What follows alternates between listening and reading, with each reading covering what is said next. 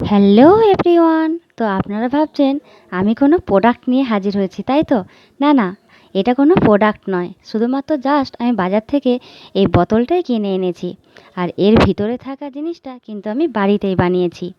আর এটা দেখুন দেখতে কেমন হয়েছে, মনে হচ্ছে যেন এই বাজার থেকে কিনে নিয়ে এসেছি কোনো ফ্রুটি, তাই তো? এই ফ্রুটির এই বোতলটি কিন্তু আমি স্টোর করে রাখছি প্রায় 1 সপ্তাহের মতো। আর এটা আমি কিভাবে বানিয়েছি সেটাই তোমাদের সাথে আজ শেয়ার করছি। দেখুন, এটা দেখতে মনে হচ্ছে না যেন পুরো দোকানের মতো? আরে না না, দোকানের থেকেও ভালো। এটা আমি বাড়িতেই বানিয়েছি, যেহেতু এর মধ্যে কোনো ভেজাল মিক্স নেই। বাজারে তো অনেক কিছুই ভেজাল পাওয়া যায়, তাই না? আর এটা কিন্তু আমি বাড়িতেই বানিয়েছি। আর এটা কিভাবে বানিয়েছি সেটাই তোমাদের সাথে শেয়ার করছি। তো এটা ছিল একটা আম পানার রেসিপি, যেটা আমি বাড়িতেই খুব সহজেই বানিয়েছি।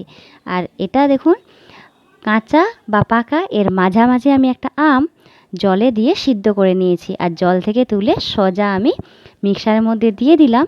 আর দিলাম পরিমাণ মতো বাতাসা, তারপর দিলাম গোটা জিরে আর পুদিনা পাতা, সামান্য পরিমাণ নুনও কিন্তু দিয়েছিলাম।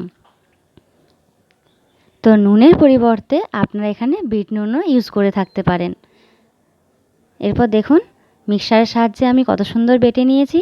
ঠিকমতো দেখাতে পারছিলাম না, কিন্তু বাটাটা এখনও প্রায় হয়নি, হয়ে এসেছে। এরপর সেদ্ধ করা যেই তলাকার জলটা, সেটা কিন্তু আমি ফেলে দিইনি, সেটা এটার সঙ্গেই অ্যাড করে দিলাম। তারপর আরও একবার আমি এটাকে মিক্সারের সাহায্যেই মিহি করে নিলাম।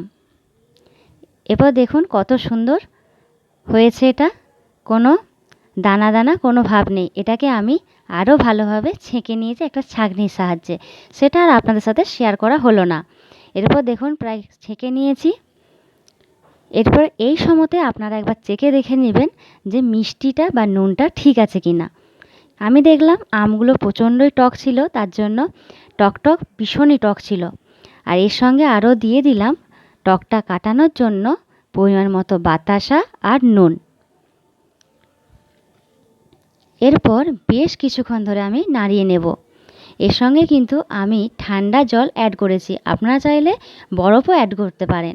কিন্তু আমি যেহেতু এখানে অনেকগুলো গ্লাস প্রস্তুত করব, তার জন্য এখানে অতটা পরিমাণের বরফ ছিল না। তার জন্য এখানে ভিজে রাখা ঠান্ডা জলই ব্যবহার করেছি। এরপর আমি একটা চাটুর সাহায্যে বেশ কিছুক্ষণ এটাকে ঘাঁটিয়ে নেব, যতক্ষণ না এটা বাতাসাটা প্রায় গুলে যায়। বাতাসাটা এই জন্যেই দেয়া, কারণ বাতাসাটা খাওয়া স্বাস্থ্যের পক্ষে খুবই ভালো।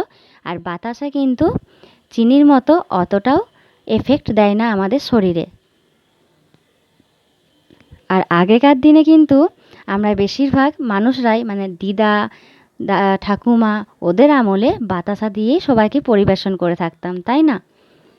তার জন্য আজকে আমি বাতাসা দিয়েই পুরো জিনিসটা রেডি করলাম। আপনারা চাইলে এখানে চিনিও দিতে পারেন। এরপর দেখুন কত সুন্দর পুরো পুরো হয়ে গিয়েছে।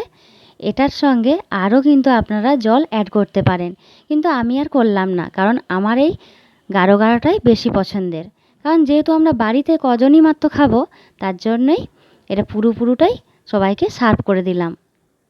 এরপর থেকে ওপর থেকে আমি একটুখানি বরফও দিয়ে দিলাম, তার সঙ্গে ফিনিশিং টাচ দেওয়ার জন্য পুদিনা পাতা দিয়ে দিলাম। দেখুন কত সুন্দর দেখতে লাগছে। এই রকম করে প্রত্যেকটা গ্লাস আমি প্রস্তুত করে নিচ্ছি। এখানে কিন্তু আরও দুজন আমাকে হেল্প করছিল, এক হলো আমার ছেলে আর দুই হলো আমার ভাগ্নি। সবাই মিলে এটা করে ফেললাম। দেখতে এত সুন্দর লাগছে যে বলার নয়, দেখতে তো ছাড়ুন, খেতেও ছিল অসাধারণ।